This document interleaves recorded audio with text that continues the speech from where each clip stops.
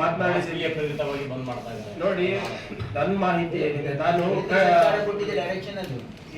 ನನ್ನ ಮಾಹಿತಿ ಏನಿದೆ ಅಂದ್ರೆ ಅವರಿಗೆ ಕೇಕ್ ಕಟಿಂಗಿಗೆ ಪರ್ಮಿಷನ್ ಸಿಕ್ಕಿಲ್ಲ.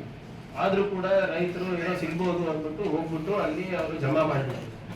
ಇವರು ಅಷ್ಟರಲ್ಲಿ PCB ಅವರಿಂದಾನು ಇವ್ರು ಪರ್ಮಿಷನ್ ತಗೊಂಡಿಲ್ಲ. ಅದು ಹೈಕೋರ್ಟ್ ಅಲ್ಲಿ ಪ್ರಕರಣ ಏನೋ ಇತ್ತು, ಅದು ವಜಾಗೊಳಿಸಿದ್ದಾರೆ. ಇವರು ಹೈಯರ್ ಅಪೀಲಿಗೆ ಸುಪ್ರೀಂ ಕೋರ್ಟಿಗೆ ಹೋಗಿದ್ದಾರೆ. ಸೊ ನಾವು ರೈತರದ್ದು ಬೇರೆ ಕಡೆ ರಿಯಲೊಕೇಶನ್ ಮಾಡಬೇಕು ಅಂದ್ರೂ ಅವರಿಗೆ ಟ್ರಾನ್ಸ್ಪೋರ್ಟೇಷನ್ ಅದು ಇದು ಜಾಸ್ತಿ ಆಗುತ್ತೆ ಅಂತ ಹೇಳ್ತಾರೆ. ಬಟ್ ಇವ್ರಿಗೆ ಪರ್ಮಿಷನ್ ಇರ್ಲಾರ್ದೆ ಇವರು ಯಾಕೆ ತಗೊಂಡ್ರು ರೈತರ ಹತ್ರ ಅಂತ ಅದು ರಿಸಲ್ವ್ ಮಾಡಕ್ಕೆ ಬೆಳಿಗ್ಗೆ ಮಾತಾಡಿದ್ರು. ರೈತರಿಗೆ ಅನ್ಯಾಯ ಆಗ್ಲಾರ್ದಂಗೆ ಅದೇ ಮಾತಾಡಿದ್ರೆ ಪ್ರಾಬ್ಲಮ್ ಕಾಸ್ಟ್ ಜಾಸ್ತಿ ಆಗುತ್ತೆ. ಇದ್ರ ಮೇಲೆ ಮತ್ತೆ ಪ್ರೊಸೆಸ್ ಏನಿದೆ ಪ್ರಕಾರ ಆಗುತ್ತೆ. ಸೊ ಆಮೇಲೆ ನಾನು ಹೇಳ್ದಂಗೆ ಹೋದ ಬಾರಿನೂ ಕೂಡ ತಮಗೆ ಹೇಳಿದ್ದೆ, ಪ್ರತಿಯೊಂದು ಮತಕ್ಷೇತ್ರದ ಬೇಡಿಕೆಗಳನ್ನು ನಾವು ನೋಡಿದ್ರೆ ಇಡೀ ಕರ್ನಾಟಕದ ಬಜೆಟ್ ದುಪ್ಪಟ್ಟು ಬೇಕಾಗ್ತದೆ ನಮಗೆ, ನಮ್ಮೆಲ್ಲ ಕ್ಷೇತ್ರಗಳನ್ನ ಇದು ಮಾಡಬೇಕು. ಸೊ ಆದ್ರಿಂದ ಮ್ಯಾಕ್ರೋ ಲೆವೆಲ್ ನಲ್ಲಿ ಏನೇನು ಮಾಡಬಹುದು, ಮತ್ತೆ KKRDB ಮತ್ತೆ ರಾಜ್ಯ ಸರ್ಕಾರದ ಫೈನಾನ್ಸಸ್ ಇಂದ ನಾವೇನ್ ಮಾಡಬಹುದು ಅಂತ ಪ್ರಾಜೆಕ್ಟ್ಗಳು ಕೂಡ ನಾವು ತಗೊಂಡಿದ್ದೀವಿ. ವಿಷಯ ನಮ್ಮ ನಿರೀಕ್ಷೆ ಏನಿದೆ ಅಂದ್ರೆ ಆದಷ್ಟು ನಮ್ಮ ಭಾಗದ ಜನರಿಗೆ ಅನುಕೂಲ ಆಗುವಂತ ಕೆಲವು ಪ್ರಾಜೆಕ್ಟ್ಸ್ಗಳನ್ನ ನಾವು ನಾಳೆ ಅದ್ರ ಬಗ್ಗೆ ಚರ್ಚೆ ಮಾಡ್ತೀವಿ. ಅದ್ರ ಜೊತೆಗೆ ನಮ್ಮ ಭಾಗದ ಒಂದು ಪರ್ಸ್ಪೆಕ್ಟಿವ್ ಪ್ಲಾನ್, ನೀಲಿ ನಕ್ಷೆಯನ್ನ ಕೂಡ ನಾವು ಮಾಡಲಿಕ್ಕೆ ಇಲಾಖಾವಾರ ಮಾಡಲಿಕ್ಕೆ ನಾಳೆ ಅದನ್ನು ಕೂಡ ಚರ್ಚೆ ಆಗುತ್ತೆ. ಸೊ ಒಟ್ಟಾರೆ ನಮ್ಮ ಭಾಗದ ಜನರಿಗೆ ಒಳ್ಳೇದಾಗಬೇಕು. ಈ ಸರ್ಕಾರ ಕಲ್ಯಾಣ ಕರ್ನಾಟಕದ ಅಭಿವೃದ್ಧಿಗೋಸ್ಕರ ಮತ್ತೆ ಈ ಭಾಗದ ಜನರ ಏಳಿಗೆಗೋಸ್ಕರ ನಿರಂತರವಾಗಿ ಸತತವಾಗಿ ದುಡಿಯುತ್ತೆ ಅಂದ್ಬಿಟ್ಟು ಒಂದು ಪ್ರಾಮಾಣಿಕ ಪ್ರಯತ್ನ ನಾವೆಲ್ಲರೂ ಸೇರಿ ನಾಳೆ ಮಾಡ್ತಾ ಇದ್ದೀವಿ. ಮತ್ತೆ ಕ್ಷಮಿಸ್ಬೇಕು, ಇನ್ಕ್ಲೂಡಿಂಗ್ ರಿಕ್ರೂಟ್ಮೆಂಟ್ ಬಗ್ಗೆ ಚರ್ಚೆ ಆಗುತ್ತೆ. ಏನು ಖಾಲಿ ಹುದ್ದೆಗಳು ಇದೆ, ಹಾಗೆ ನಮ್ಮ ಕ್ಯಾಬಿನೆಟ್ ಸಬ್ ಕಮಿಟಿಯಿಂದನೂ ಕೂಡ ನಾವು ಒಂದು ಮನವಿ ಮಾಡಿ ಮುಖ್ಯಮಂತ್ರಿಗಳಿಗೆ ಮಾಡ್ಕೊಂಡಿದ್ದೀವಿ. ಅದನ್ನು ಕೂಡ ಒಂದು ಇಂಪಾರ್ಟೆಂಟ್ ಸಬ್ಜೆಕ್ಟ್ ನಮ್ಮ ಭಾಗದ ಜನರಿಗೆ ಹೇಗೆ ನಾವು ಒಂದು ಸ್ಪಷ್ಟವಾದಂಥ ಸಂದೇಶವನ್ನ ಕೊಡ್ಬೋದು ಅದನ್ನು ಕೂಡ ಚರ್ಚೆ ಆಗಲಿದೆ. ಸೊ ಒಟ್ಟಾರೆ ಸಂಕ್ಷಿಪ್ತವಾಗಿ ಇದು ಮಾನ್ಯ ಮುಖ್ಯಮಂತ್ರಿಗಳ ಕಾರ್ಯಕ್ರಮ, ಉಪಮುಖ್ಯಮಂತ್ರಿಗಳ ಕಾರ್ಯಕ್ರಮ, ಮತ್ತೆ ತಮಗೂ ಕೂಡ ನಾನು ಹೋದ ಬಾರಿ ಕೂಡ ನಾನು ಆಹ್ವಾನ ಮಾಡಿದ್ದೇನೆ. ಮತ್ತೆ ಕೆಲವು ಏನು ನಿಮಗೆ ಪಾಸ್ಗಳದ್ದು ವ್ಯವಸ್ಥೆ ಬಹಳ ಅಸ್ತವ್ಯಸ್ತ ಹೋದ ಬಾರಿ ಅಸ್ತವ್ಯಸ್ತ ಆಗಿದೆ ಅಂತ ಹೇಳಿದ್ರೆ ನಾನು ಭಾವಿಸ್ತಾ ಇದ್ದೀನಿ. ಈ ಸರಿ ನಮ್ಮ ಇನ್ಫಾರ್ಮೇಶನ್ ಅಂಡ್ ಬ್ರಾಡ್ಕಾಸ್ಟಿಂಗ್ ಡಿಪಾರ್ಟ್ಮೆಂಟ್ ಇಂದ ಎಲ್ಲಾನು ವ್ಯವಸ್ಥೆ ಮಾಡಿದ್ದಾರೆ ಅಂತ ಭಾವಿಸ್ತಾ ಇದ್ದೀನಿ. ಮತ್ತೇನಾದ್ರೂ ಮುಖ್ಯಮಂತ್ರಿಗಳು ಯಾವಾಗ ಪ್ರೆಸ್ ಮಾಡ್ತಾರೆ ಅಂತ ಇನ್ನ ತೀರ್ಮಾನ ಆಗಿಲ್ಲ. ಬಹುಶಃ ಈ ಕ್ಯಾಬಿನೆಟ್ ಮೀಟಿಂಗ್ ಆದ್ಮೇಲೆ ಅವರೇ ಬ್ರೀಫಿಂಗ್ ಮಾಡಬಹುದು ಅಂತ ನಾನು ರಿಕ್ವೆಸ್ಟ್ ಮಾಡ್ಕೊಂಡಿದ್ದೀನಿ. ನಾವು ಎಲ್ಲ ರಿಕ್ವೆಸ್ಟ್ ಮಾಡ್ಕೊಂಡಿದ್ದೀನಿ. ಸೊ ಅವರು ಆಯ್ತು ನೋಡೋಣ ಅಂತ ಹೇಳಿದ್ದಾರೆ. ಬಟ್ ಆದ್ರೂ ಒಂದು ಪ್ರೆಸ್ ಮೀಟ್ ಮಾಡೇ ಮಾಡ್ತಾರೆ. ಸೊ ಅದಕ್ಕೆ ಹೊರತುಪಡಿಸಿದ ಏನಾದ್ರೂ ಸಲಹೆ ಅದನ್ನ ಹೌದು ಸರ್, ಈ ಸರಿನೂ ಅವರಿಗೆ ರಿಕ್ವೆಸ್ಟ್ ಮಾಡ್ಕೊಂಡಿದ್ದೀನಿ, ಮಾಡ್ತಾರೆ ಮೋಸ್ಟ್ಲಿ. ನೀರಿನ ಕೆಪಾಸಿಟಿ ಸ್ಟೋರೇಜ್ ಬಹಳ ಕಡಿಮೆ ಇದೆ. ಈಗ ನಗರಕ್ಕೆ ಜಿಲ್ಲೆ ಎಂಟೈರ್ ಜಿಲ್ಲೆಗೆ ನೀರಾವರಿ ಯೋಜನೆಗಳ ಬಗ್ಗೆ ನಾವು ಆಗ್ಲೇ ಒಂದು ಪ್ರಸ್ತಾವನೆಯನ್ನ ನಾನು ಹೋದ ವರ್ಷನೇ ಮೂವ್ ಮಾಡಿದ್ದೆ. So Bidar and undivided Kalaburagi ನೀರಾವರಿ ಕುಡಿಯೋ ನೀರಿಂದ ನೀರಾವರಿ ಏನಾಗಿದೆ, ನಾವು ಎಲ್ಲ ಪ್ರಸ್ತಾವನೆಗಳನ್ನ ನಾವು ಒಂದು 6-7 ಪ್ರಸ್ತಾವನೆಗಳಿತ್ತು. ಅವೆಲ್ಲನೂ ಕೂಡ ಪರಿಶೀಲನೆ ಮಾನ್ಯ ಉಪಮುಖ್ಯಮಂತ್ರಿಗಳು ನೀರಾವರಿ ಸಚಿವರು ಕೂಡ. ಸೊ ಅದರಿಂದ ಕಳೆದ ಒಂದು ವಾರ ಸ್ವಲ್ಪ ಸಂಪರ್ಕದ ಕೊರತೆಯಿಂದ ನಾವು ಯಾವುದು ಕೂಡ ಏನು ನಾವು ಎಕ್ಸ್ಪೆಡೈಟ್ ಮಾಡೋಕ್ಕಾಗಿಲ್ಲ. ಹೆಂಗೆ ನಾವು ಕುಡಿಯೋ ನೀರಿಂದ ಮಾಡಿದ್ವಿ ಅಥವಾ ಬೇರೆ ಇಲಾಖೆಯಲ್ಲಿ ಮಾಡಿದ್ವಿ, ಆದ್ರಿಂದ ಅದನ್ನ ಅದು ಕಳಿಸ್ಕೊಟ್ಟಿದ್ದೀವಿ ನೀರಾವರಿ ಸಚಿವರಿಗೆ. ಇಲ್ಲ ಕಳಿಸ್ಕೊಟ್ಟಿದ್ದೀವಿ, ನೋಡೋಣ.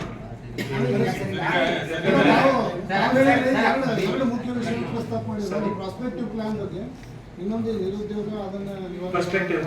ಬಟ್ ಅದರಲ್ಲಿ ಚರ್ಚೆಗಷ್ಟೇ ಸೀಮಿತ ಹೇಗೆ ಇಲ್ಲ, ಎಲ್ಲ ಇಲ್ಲ. 2014ರ ಸಂಪುಟದಲ್ಲಿ ಆಗಿತ್ತು, ಇವಾಗ ಆದಾಗ 2015 ನಾವೆಲ್ಲ ಮಾಡ್ತೀವಿ ಬಟ್ 2020 ಕೆಲಸ ಆಗಲಿಲ್ಲ. ನನ್ನ ವೈಯಕ್ತಿಕ ಅಭಿಪ್ರಾಯ ಏನಿದ್ರ ಬಗ್ಗೆ ಅಂದ್ರೆ ಪರ್ಸ್ಪೆಕ್ಟಿವ್ ಪ್ಲಾನ್ ಅನ್ನ ನಾವು ಮಾಡಿದ್ರೆ ಇಲಾಖೆವಾರು ಇರ್ಬೋದು ಅಥವಾ ಜಿಲ್ಲೆವಾರು ಇರ್ಬೋದು, ಅಟ್ಲೀಸ್ಟ್ ನಾವು 1 ವರ್ಷದಲ್ಲಿ ಮಾಡ್ಬೇಕಂತೂ ಆಗಲ್ಲ. ನಾವು ಮಿನಿಮಮ್ 2.5-3 years ಅಂತೂ ಬೇಕೇ ಬೇಕಾಗ್ತದೆ. ಯಾಕಂದ್ರೆ ಉದಾಹರಣೆಗೆ ಯಾವ್ದಾದ್ರು ಒಂದು ಸ್ಮಾರ್ಟ್ ಸಿಟಿ ಪ್ರಾಜೆಕ್ಟ್ ತಗೊಂಡ್ರೆ 1 ವರ್ಷದಲ್ಲಿ ಮಾಡ್ಲಿಕ್ಕಾಗಲ್ಲ. ಬರೀ 100 ಕೋಟಿ ಕೊಟ್ಟು ಕೈ ತೊಳೆಯೋಕ್ಕಾಗಲ್ಲ.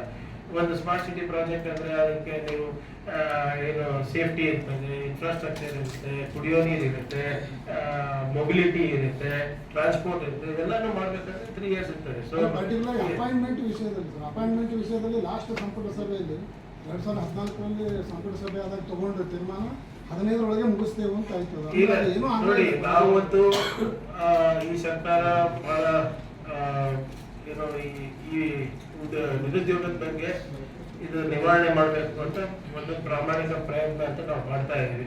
ಮತ್ತೆ ನಾವು ಬಂದ ಮೇಲೆ ಇಲಾಖಾವಾರು ಹೆಚ್ಚಿನ ಹುದ್ದೆಗಳನ್ನ ತುಂಬತಾ ಇದ್ದೀವಿ. ನನ್ನ ಇಲಾಖೆನಲ್ಲಿ ಈಗಾಗಲೇ 800ರಿಂದ 900 ಜನರಿಗೆ ಇಂಜಿನಿಯರ್ಸ್ಗೆ ನಾವು ತಗೊಂಡಿದ್ದೀವಿ. ಯಾವುದು ಗೊಂದಲ ಯಾವುದಿಲ್ಲ. ಇಲ್ಲ, ನಾನು ಪತ್ರ ಬರ್ತಿರೋದು ಏನಂದ್ರೆ, ಎಲ್ಲರೂ ಅಧಿಕಾರಿಗಳು ಚೇಂಜ್ ಆಗ್ತಾ ಇದ್ದಾಗ ಎಲ್ಲರೂ ಅವ್ರವ್ರ ಇಂಟರ್ಪ್ರಿಟೇಷನ್ ಮಾಡ್ತಾ ಇದ್ದಾರೆ. ಹಾಗಾಗ್ಬಾರ್ದು ಅಂದ್ಬಿಟ್ಟು ನಾವೇ ಒಂದು ಸುತ್ತೋಲೆಯನ್ನ ನಾನು ಮಾಡೋಣ. ಇನ್ಫ್ಯಾಕ್ಟ್ ಮೊನ್ನೆ ನಾವು ಚೀಫ್ ಸೆಕ್ರೆಟರಿ ಅವರು, KPSC, KE ಅವರೆಲ್ಲರೂ ಕೂತು ಒಂದು ಮೀಟಿಂಗ್ ಮಾಡಿದ್ದೀವಿ. ನಾವು ಶರಣ್ ಪ್ರಕಾಶ್ ಸಾಹೇಬರು ಕೂತ್ಕೊಂಡು ನಾವು ಮೀಟಿಂಗ್ ಮಾಡಿದ್ದೀವಿ. ಈ ರಿಕ್ರೂಟ್ಮೆಂಟ್ ಆಗ್ತಾ ಇದೆ, ನಾವು ಎಕ್ಸ್ಪೆಕ್ಟೇಟ್ ಮಾಡ್ತೀವಿ. ನೀವು ಹೇಳ್ದಂಗೆ ನಾವು ಒಂದೇ ವರ್ಷದಲ್ಲಿ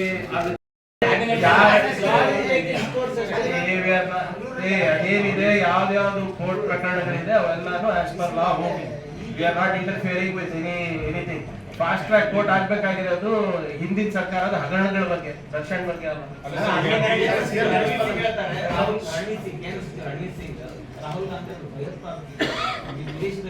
ಈಗ ಮೊನ್ನೆ ತನಕ ನಮ್ಮ ಜೊತೆನೆ ಇದ್ರು, ಅವಾಗ ಇರ್ಲಿಲ್ವ ಅವರು, ಅವಾಗ ಗೊತ್ತಿರ್ಲಿಲ್ವ ರೈಲ್ವೆ ಸಚಿವರು. ಅವೆಲ್ಲ ಅಪ್ರಸ್ತುತ ವಿಚಾರ. ಇಲ್ಲಿ ಎಲ್ಲ ನಮ್ಮ ಅಂಗಳದಲ್ಲಿ ನೀರು ಕುಡ್ದು ಬೆಳೆದಿ ಎಲ್ಲ ಮಾಡಿ 20-30 ವರ್ಷ ಇದ್ದಿ ಇವಾಗ ಅಲ್ಲಿ ಮಂತ್ರಿ ಆಗಿದಾರೆ ಅಂತ ತಕ್ಷಣ ಹೆಂಗ್ ಬೇಕಾದ್ರೆ ಮಾತಾಡ್ತಾರೆ ಅಂದ್ರೆ, ಅವಾಗ ಇದೇ ರಾಹುಲ್ ಗಾಂಧಿ ನನ್ನ ನಾಯಕರು ಅನ್ಕೊಂಡು ಎದೆ ಮೇಲೆಲ್ಲ ಎದೆ ತಟ್ಕೊಂಡು ಓಡಾಡ್ತಾ ಇದ್ರು ಇವರೆಲ್ಲರೂ. ಇವಾಗ ಏನಾಯ್ತು ಸಡನ್ ಆಗಿ 370 ಹೋರಾಟ ಮಾಡಿದ್ದಾರೆ. ಶಿವರಾಮ್ ಮೊಗಲ್ ಇರ್ಬೋದು, ಹನುಮಂತರಾವ್ ದೇಸಾಯಿ ಮುಖ್ಯಮಂತ್ರಿಗಳಿಗೆ ಸ್ಪೀಚ್ ವೈಜನಾಥ್ ಪಾಟೀಲ್ ಇರ್ಬೋದು, ಅಂತರ್ನೆಲ್ಲ ಸ್ಮರಿಸ್ತಕ್ಕಂಥ ಕೆಲಸ ಆಗಲಿ ಅಂತ ಅದು ಎವ್ರಿ ಟೈಮ್ ಮಾಡ್ತೀವಲ್ಲ. ನಾಳೆ ಹೇಳ್ತೀನಿ ನಮ್ಮ ಎಲ್ಲ ಇಲ್ಲ ನೀವು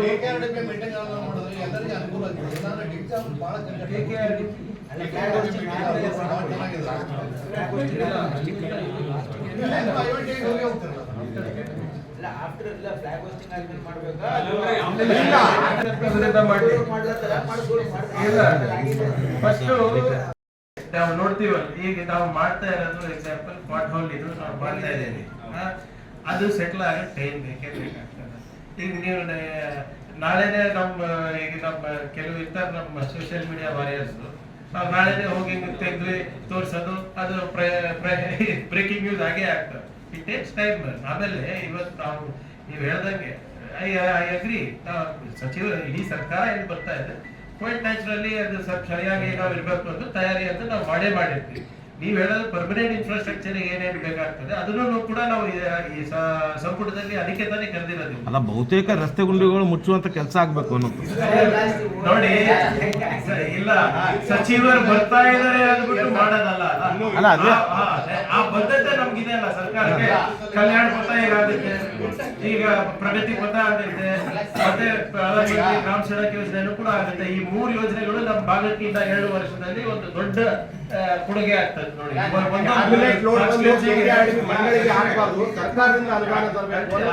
ಜನರ ಬೇಡಿಕೆ ಎಲ್ಲ ಲಿಂಕ್ ಮಾಡೋದು ಬೇಡ. ಯಾವ್ದು ಹಂಗ್ ನೋಡಿ, ನಾವು ಶರಣ್ ಪ್ರಕಾಶ್ ಅವರು ಇರ್ಬೋದು, ಯಾವುದೇ ಕ್ಯಾಬಿನೆಟ್ ಗೆ ಫೈಲ್ ಬಂದ್ರು ಕೂಡ ಸರ್ಕಾರ ಇಲಾಖೆ ಇನ್ಕ್ಲೂಡಿಂಗ್ ಮೈನ್ ಫಸ್ಟ್ ಇಲಾಖೆ ರೊಕ್ಕ ಎಷ್ಟಿದೆ ಅದಾದ್ಮೇಲೆ ನಾವು ರೊಕ್ಕ ಕೈ ಹಾಕ್ರಿ ಅಂತಾನೆ ನಾವು ಪಾಸ್ ಮಾಡೋದು. ಯಾವ್ದು ಕೂಡ 100% KKRDB ಇಂದಾನೇ ಮಾಡ್ಬೇಕು ಅಂತ ಯಾವ್ದು ಸ್ಟೇಟ್ ಫಂಕ್ಷನ್ ಅನ್ನ ನಾವು ಯಾವ್ದು ಸ್ಟೇಟ್ ಸ್ಕೀಮ್ಗಳು ಮಾಡ್ತಾ ಇಲ್ಲ. ಅಷ್ಟೆಲ್ಲ ಮಾಡೋದಲ್ಲ. ಏನಕ್ಕೆ ಎಷ್ಟು ಕೆಲಸ ಇದೆ. ಈಗ ನೀವು ತೀರ್ಮಾನ ಮಾಡ್ಬಿಟ್ಟು ನೆಕ್ಸ್ಟ್ ಟೈಮ್ ಕಡಿಮೆ ಮಾಡ್ಬೇಕು ಅಷ್ಟೆಲ್ಲ ಹಾಗೆ ಆಗ್ತದೆ. ಮಿನಿಮಮ್ ಹೌದು, ನೀವು 20 ಕೋಟಿ ಖರ್ಚು ಮಾಡ್ತಾ ಇದ್ರೆ 25 ಕೋಟಿ ಖರ್ಚು ಮಾಡಿದ್ರೆ ಬೈ ಏರ್ಪೋರ್ಟ್ ಇಂದ ಇಲ್ಲಿ ಗುಂಡಿ ಮುಚ್ಚಬೇಕು, ಇಲ್ಲೆಲ್ಲ ಪೇಂಟ್ ಹೊಡಿಸ್ಬೇಕು, ಸುಣ್ಣ ಬಣ್ಣ ಹಾಕ್ಬೇಕು, ನವೀಕರಣ ಸ್ವಲ್ಪ ಮಾಡ್ಬೇಕಲ್ಲ. ಈಗ ಇಲ್ಲಿದ್ರೆ ನೀವೇ ಹಾಕ್ತೀರಾ, ಎಲ್ಲ ಸರ್ಕಾರ ಬಂತು ಹಿಂಗಿತ್ತು ಇದು ಸೋರ್ತು ಅದು ಸೋರ್ತು ಅಂತ ಹಾಕ್ತೀರಾ. ರಿಪೇರಿ ಮಾಡಿದ್ರೆ ಯಾಕೆ ಇಷ್ಟು ರಿಪೇರಿ ಮಾಡ್ತೀರಾ ಅಂತ ಕೇಳ್ತೀರಾ. ಎರಡು ಕಡೆನೂ ನಾನೇ ಬಸ್ ತುಂಬ್ತಾ ಇದ್ದೀನಿ. ಅಲ್ಲ ಸರ್, ಈ ಬದ್ಧತೆ ಕಂಟಿನ್ಯೂ ಇರಲಿ ಅಂತ ಅಂದ್ರೆ ಈಗ ಬರ್ತಾರೆ. ಶರಣ ಪ್ರಕಾಶ್ ಅವ್ರ ಮೇಲೆ ನನ್ನ ಮೇಲೆ ಅನುಮಾನ ಇದೆಯಾ, ಅಭಿವೃದ್ಧಿ ಆಗಲ್ಲ ಬಂದಿರಲಿಲ್ಲ ಅಂದ್ಬಿಟ್ಟು ಡೌಟ್ ಇಲ್ಲ. ಮಾಡಿ ಅಂತ ಹೇಳ್ರಿ. ಆಮೇಲೆ ನಾವು ನೀವು ಮಾಡೋಣ. ಏನಾದ್ರೂ ನಿಮ್ಗೆ ಕನ್ಸ್ಟ್ರಕ್ಟಿವ್ ಸಲಹೆಗಳಿದ್ರೆ ಕೊಡಿ, ಕನ್ಸ್ಟ್ರಕ್ಟಿವ್ ಸಲಹೆ. ಕರೆಕ್ಟ್, ಇಲ್ಲ ಅದಕ್ಕೆ ಲಾಸ್ಟ್ ಟೈಮ್ ಒಂದು ಹೇಳ್ತೀನಿ ಬಾಬು,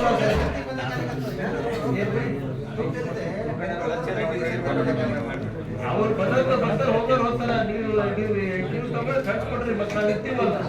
ಕೊನೆಯದಾಗಿ ಬಾಬುರಾವ್ ಸಾಹೇಬ್ರೆ ಯಾರು ರೊಕ್ಕ ಇಲ್ಲ ಅಂತ ನಾವ್ ಇದೀವಲ್ಲ. ಈಗ ಇವೆಲ್ಲ ಈ ಎದುರುಗಡೆನೆ ಒಂದು ಹಾಸ್ಪಿಟಲ್ ಅದ ರೀ, ಅವಾಗ ಮಂಜೂರಾಗಿತ್ತು.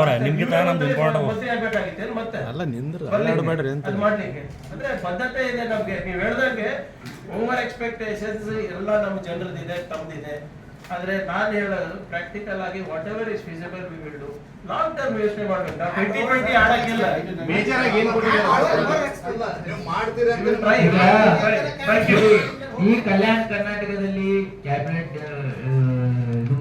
ಅಂದ್ರೆ ಇದು 8% ಡೈರೆಕ್ಟ್ ರಿಕ್ರೂಟ್ಮೆಂಟ್ ಬಿಟ್ಟಿ. ಸೊ ಇದು ನೀವು ವಿಡಿಯೋ ಸೀನಿಯಾರಿಟಿ ಲಿಸ್ಟ್ ಏನೇ ಅಂತ ಹೇಳಿದ್ರೆ ಇದು 10 ವರ್ಷದಿಂದ ನಡ್ಕೊಂಡು ಬಂದಿರೋದು. ನಾವು ಆ ಗಂಟನ್ನ ಬಿಚ್ತಾ ಇದೀವಿ. ಇನ್ಫ್ಯಾಕ್ಟ್ ಹೈಕೋರ್ಟ್ ಅವರಿಗೆ ನಾವು ಸಬ್ಮಿಟ್ ಮಾಡಿದ್ವಿ. ಈಗ ನೀವು ಹೇಳಿದ್ರಲ್ಲ ನಮ್ಮ ಭಾಗದ ಜನರಿಗೆ ಅನ್ಯಾಯ, ಅವರು ಅಬ್ಜೆಕ್ಷನ್ಸ್ ಫೈಲ್ ಮಾಡಿದ್ದಾರೆ. ಅನ್ಫಾರ್ಚುನೇಟ್ಲಿ ಹೈಕೋರ್ಟ್ ಆದೇಶ ಏನಿದೆ ಅಂದ್ರೆ ಸರ್ಕಾರ ಇದರಲ್ಲಿ ಆ ಕಮಿಟಿ ಮುಖಾಂತರನೇ ಮಾಡಬೇಕು, ನಾವು ಹಸ್ತಕ್ಷೇಪ ಮಾಡಬಾರ್ದು ಅಂತಾನೆ ಹೈಕೋರ್ಟ್ ಆದೇಶ ಆಗಿರೋದು. ಸೊ ಆದ್ರಿಂದ ಏನೇ ಅಬ್ಜೆಕ್ಷನ್ಸ್ ಇದ್ರೂ ಕೂಡ ಅದು ಕೋರ್ಟಿಗೆ ಸಲ್ಲಿಸಿ ಅವರಿಗೂ ನಾವು ಕರೆದಿ ನಾವು ಮಾತಾಡಿ. ಇನ್ಫ್ಯಾಕ್ಟ್ 2 ವಾರದ ಹಿಂದೆನೂ ನಾವು ಮೀಟಿಂಗ್ ಮಾಡಿದ್ವಿ.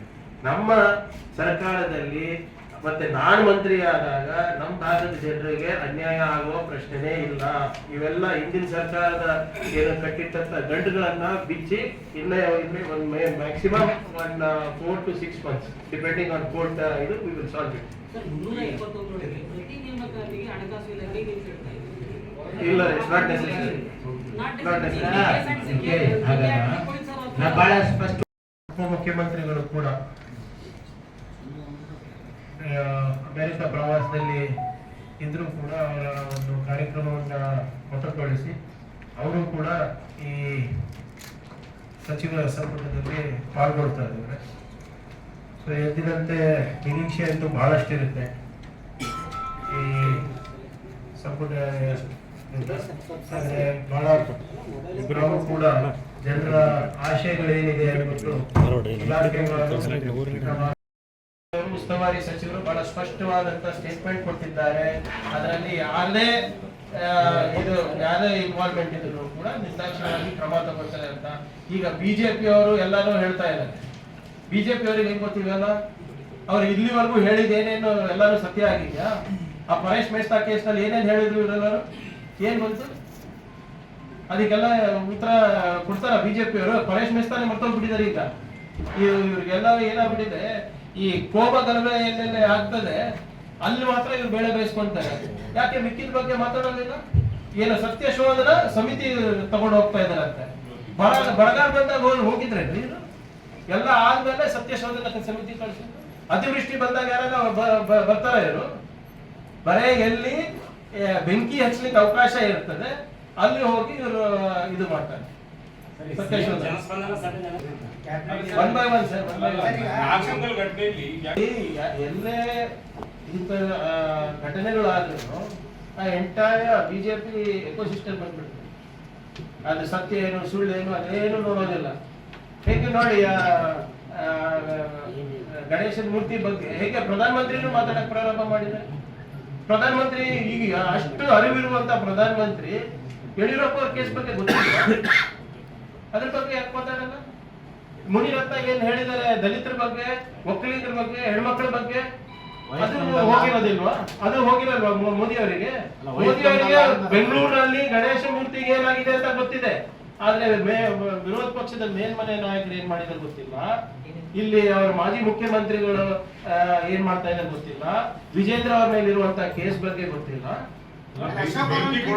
ಬೆಂಕಿ ಬೀಳೋ ತನಕ ಸರ್ಕಾರ ಇಂಟೆಲಿಜೆನ್ಸ್ ಏನ್ ಮಾಡ್ತಾ ಇತ್ತು ಅಂತ ನೋಡಿ, ಅದೇನು ಇಂಟೆಲಿಜೆನ್ಸ್ ನಾವು ನೋಡಿ ರುಟೀನೇ ಹೋಗ್ತಾ ಇರೋದು. ಅದೇನೋ ಮೆರವಣಿಗೆ ಇದು ಏನೋ ಒಂದಾಗಿದೆ, ಅದಕ್ಕೆ ಕ್ರಮ ತಗೋತಾ ಇದ್ದೀವಿ. ಟ್ವೀಟ್ ಮಾಡಿದ್ದಾರೆ sir, Karnataka home ministry handle ಮಾಡಕ್ ಆಗ್ತಿಲ್ಲ. ಈಗ ನೋಡಿ ಇದೆಲ್ಲ ಈ ಗಲಭೆ ಬಗ್ಗೆ